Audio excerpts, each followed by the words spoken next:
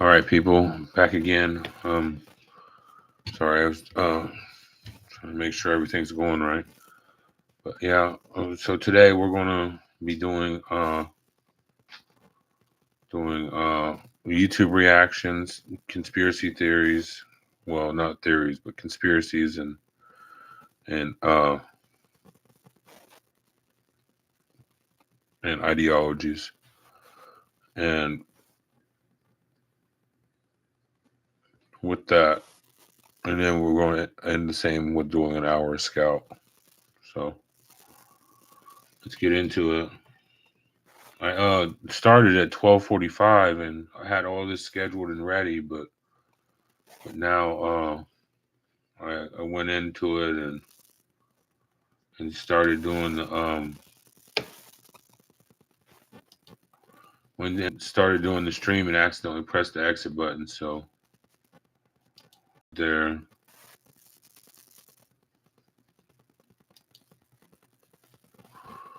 But so YouTube reactions. I don't know why it doesn't follow me to the next page. It usually does.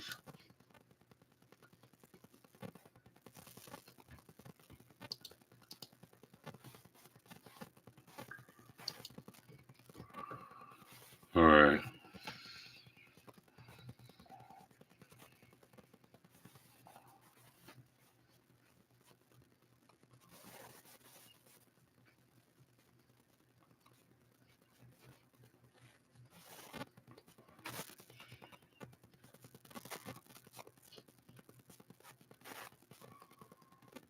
Brought to you by Fishing Clash. 5 people sit at a table in a dark basement, hands linked, total silence. They wait. Then lights, small at first, growing brighter, moving with purpose. Objects appear from nowhere, solid, real. Then came the voices. The Skull experiments ran for 5 years, 500 seances. The group made bold claims, contact with the dead, beings from other dimensions, from beyond time.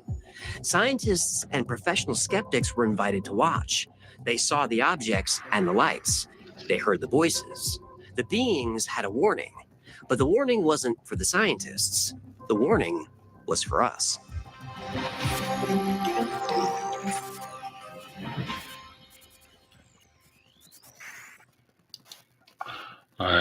I like the Y-Files. I watch it from time to time. It's an emergency. What?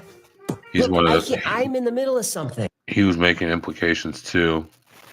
Hell over here. It's an emergency. Right, it's an emergency. Fine, you lured me over here. What's with the weird hat? Oh, I'm sorry, Pot.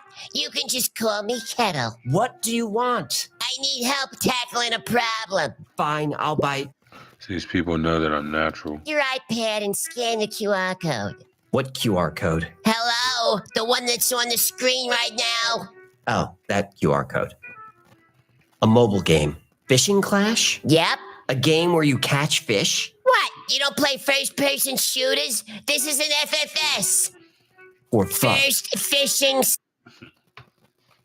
Simulator. Ah, that makes more sense. Okay, I downloaded the game. What are we doing? Now we're gonna do a PvP battle. Me versus you. Man versus fish. Mano a fino. Wait a minute. Is this today's sponsor? Oh, caught that, did you? Thanks to today's sponsor, Fishing Clash. It's a super realistic fishing simulator for anglers on the go. In Fishing Clash, you can build your own fishing village, join a clan, upgrade your equipment, and catch a huge variety of fish from all around the world. No boat required, only an Android or iOS device. I'm floundering over here. Some of these fish are hard to get. Oh, does it remind you of college? You probably need a bigger rod. Will you quit goofing around and help me out? Okay, sorry, sir. I was being coy. You need to upgrade your gear. Okay, how do I do that? Go to the link in the description or scan the QR code to download the game. Use my special gift code TWF and get a $20 value reward, including a unique avatar for free. My welcome code TWF gives you some power-ups and a mythical lure card to give you a competitive edge when you're playing with friends and trying to make a splash in the leaderboards. These are real bragging rights. All right, I'm hooked. But I got to get Seymour back before he starts to ooze. Well, how many fishing puns was that? A new record. All right, catch you later. One for the road.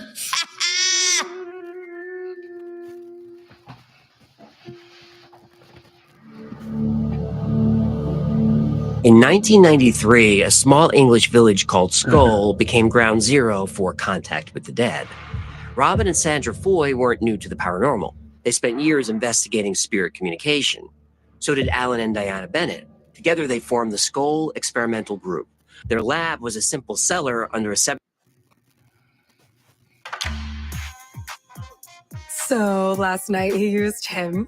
Honestly, nothing better than when a guy breaks this out. I seriously. under a 17th century farmhouse called Street Farmhouse. Stone walls, low ceiling, no windows, no light pollution, no outside interference. They always worked in total darkness, not for show, for science. They believed spirits would only appear in a perfect isolation chamber. The group didn't use the usual tools to speak to the dead. No Ouija boards, no tarot cards, no gimmicks, no props, just a wooden table and an empty room. Everyone wore glowing wristbands so you can always see where their hands were. No room for tricks. In the early sessions, they sat for hours in the dark, waiting, talking, sometimes singing, trying to raise the vibrations. Weeks went by without results. Then something changed.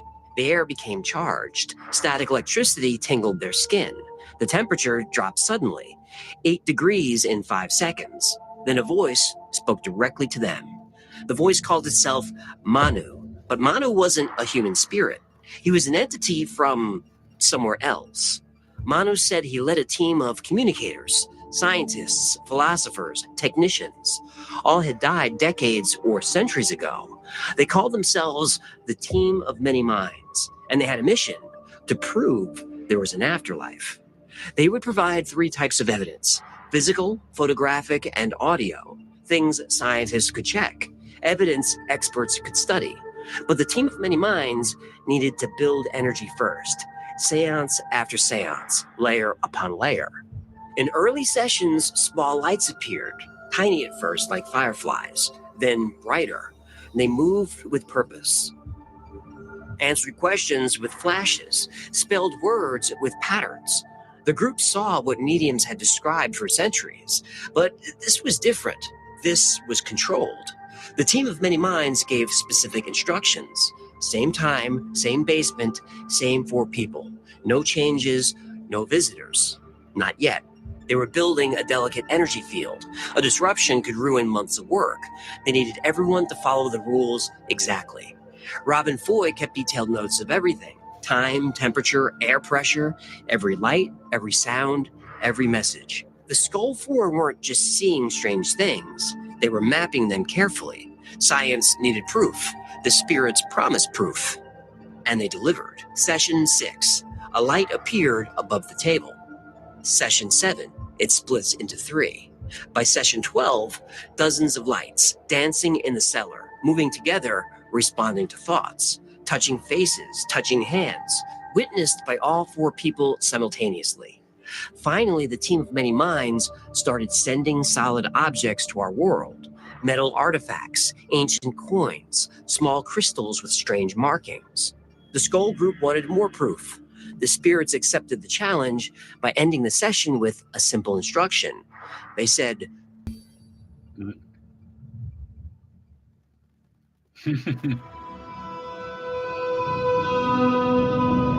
the intelligent dancing lights were just the beginning. The spirit group, called the Team of Many Minds, started making small objects appear on the table. Out of thin air, stones, crystals, old coins. The group never knew what object would appear next, but each item had a purpose, a message, sometimes written right on the object. During one session, a brass locket appeared, Inside seemed to be empty until it was put under a microscope. 3 simple words were etched with impossible precision. It read, "Bridging Two Worlds." Then came the pictures. The team of many minds told the Skull Group to bring sealed packs of Polaroid film and keep them sealed. The spirits would provide photographic evidence of the afterlife. And here's how it worked. In complete darkness, an empty Polaroid camera was placed on the table. A few seconds later, the camera levitated several feet into the air. Flashes of light would appear around the camera as it slowly floated back down. Then someone loaded it with fresh film and took a picture. The Skull Group watched the photographs develop in real time. One showed a man nobody knew.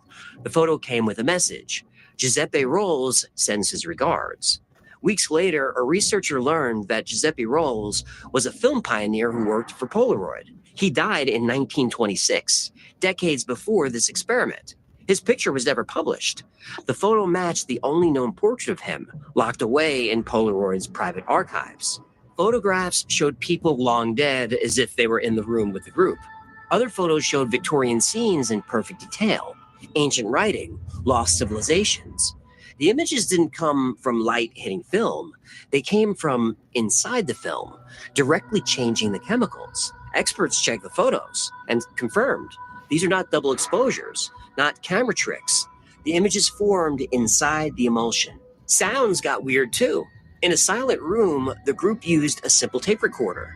They heard voices speaking multiple languages, some modern, some ancient, some unknown on Earth. Language experts studied the recordings. The voices talked about everything from philosophy to quantum physics. But one message kept coming back. We're not alone, and death isn't the end. This is an apport which arrived during the earliest days of our skull experiment. In fact, it's a very small object, and whilst we were sitting here, this object would arrive, just materialise, and arrive on the table. As it arrived, that's the sort of noise it would make. Objects appeared and began moving on their own. Instruments floated in the air, playing music. Heavy tables lifted off the ground. The group put glowing panels around the room to track the movements better. Everything was logged, every detail. One session stood out. A piece of film was sealed inside a locked box. An image appeared on it anyway. A page from a newspaper that wasn't printed yet. 3 days later, the paper came out. The page matched, exactly. The spirits weren't just talking from beyond the grave, they were talking from beyond time. Robin Foy and his team weren't stupid. They knew about fake mediums, the long history of fraud.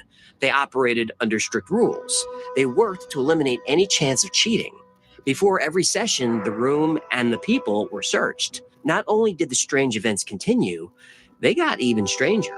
After 2 years of private sessions, the Skull Group was ready for outside witnesses. They invited members of the Society for Psychical Research, Britain's oldest, most respected paranormal group. These weren't easy believers. The SPR is made of scientists, professors, and professional skeptics.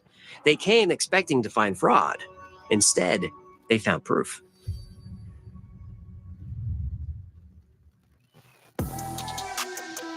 Then what about the moment when you actually realize that you're not here by accident? And if God can use a man without arms and legs to be his hands and feet to stand in front of the gates of hell and redirect traffic, God can use any willing heart. Amen? Challenge God. We serve a great God. We serve an amazing Savior who has conquered death.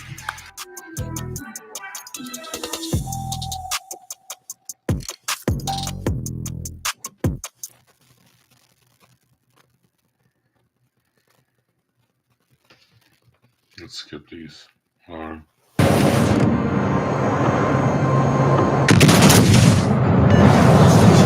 Concentrate fire on the target.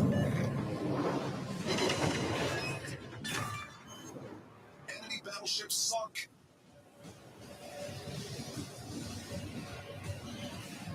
Enemy battleship detected. Enemy submarine spotted. Attention. Reporting the target position.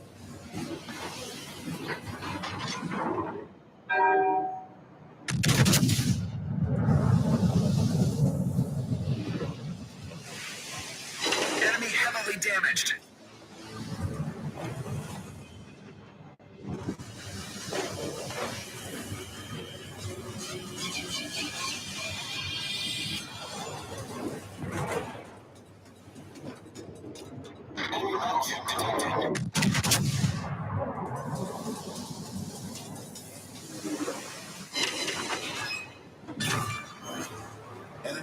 ship foundered.